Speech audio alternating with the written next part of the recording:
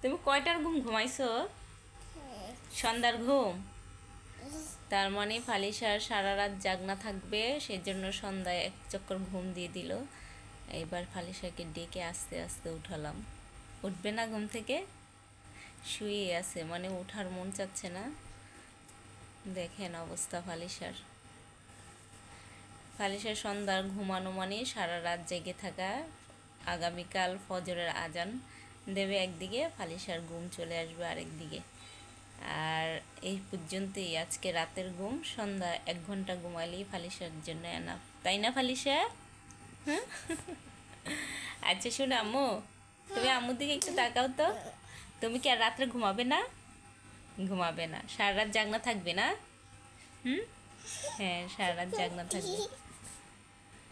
যাই হোক ফালিশা, শোনো। ও ফালিশা, সবাইকে একটু হাই দাও। হাই। বলো সারা রাত আমি জেগে থাকবো, তাই না? সারা রাত জেগে থাকবে। সারা রাত জেগে থাকবে। ফালিশার এই ঘুমটা মোটেও ভালো না। ফালিশা সারা রাত ঘুমাবে না মানে আমিও সারা রাত ঘুমাবো না, তাই না ফালিশা? খুশি, মহা খুশি। একটু ঘুম হয়ে গেছে, ঘুম শেষ, এখন মহা খুশি।